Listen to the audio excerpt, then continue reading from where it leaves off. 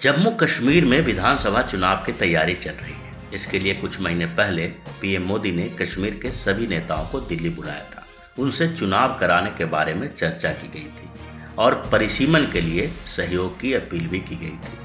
परिसीमन आयोग की बैठकें चल रही है और इसे मार्च 2022 तक अपनी रिपोर्ट सौंपनी है ताकि अगले साल वहां विधानसभा का चुनाव कराया जा सके। लेकिन इस बीच कश्मीर में सियासी सरगर्मी तेज हो गई है और राजनीतिक पार्टियां चुनाव की तैयारी में जुट गई है।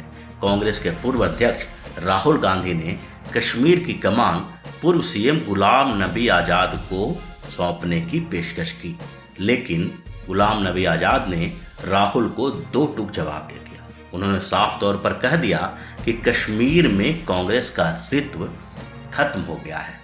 हालांकि कश्मीर कांग्रेस के अध्यक्ष बनने की राहुल गांधी के ऑफर को ठुकराने के बावजूद गुलाम नबी आज़ाद कश्मीर में काफ़ी सक्रिय हैं। उन्होंने पिछले कुछ महीनों में कई जनसभाएं की हैं, लोगों से मुलाकात कर रहे हैं और साथ ही खुद को प्रदेश के अगले सीएम के तौर पर प्रोजेक्ट भी कर रहे हैं। इसका मतलब है कि गुलाम नबी आज़ाद कांग्रेस से तो आज़ादी चाहते हैं, लेकिन राजनीति से नहीं। दरअसल जम्मू कश्मीर की राजनीति में सक्रिय भूमिका निभाने की तैयारी में जुटे गुलाम नबी आज़ाद की नज़र नए गठबंधन के ऊपर है। आज़ाद को विधानसभा चुनाव में भाजपा की अहमियत का एहसास हो गया है। उन्होंने इस बीच कई जनसभाएं की, जिसके बाद उन्हें लगने लगा है कि घाटी की पार्टियों के साथ मिलकर जम्मू कश्मीर की सत्ता में आना मुश्किल है। कश्मीर की दोनों बड़ी क्षेत्रीय पार्टियों का आधार घाटी ही है।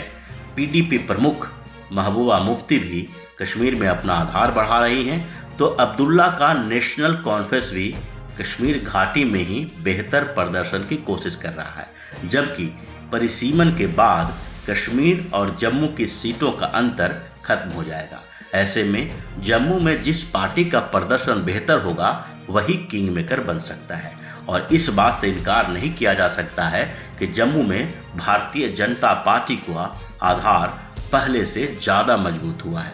कश्मीर से विशेष राज्य का दर्जा खत्म किए जाने के बाद से ही घाटी में भले ही भाजपा को विरोध का सामना करना पड़ रहा है, लेकिन जम्मू और लद्दाख में पीएम मोदी के इस कड़े फैसले का जोरदार समर्थन किया गया। ऐसे में जम्मू की सीटों पर भाजपा का कब्जा होगा। इसके अलावा कश्मीरी पंडितों के लिए रिजर्वेशन की बात भी चल रही है, जिसका फायदा भी भारतीय जनता पार्टी को मिलेगा। इसका मतलब है कि इस बार भाजपा के सहयोग के बिना जम्मू कश्मीर में सरकार नहीं बन पाएगी और इसी बात को समझकर गुलाम नबी आज़ाद ने कांग्रेस का ऑफर भी ठुकरा दिया और कांग्रेस से मुक्ति की तैयारी में भी जुटे हुए हैं। गुलाम नबी इस समय दो विकल्पों के ऊपर विचार कर रहे हैं।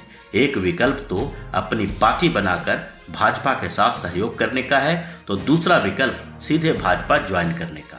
लेकिन दोनों ही विकल्प भारतीय जनता पार्टी से ही जुड़ा है।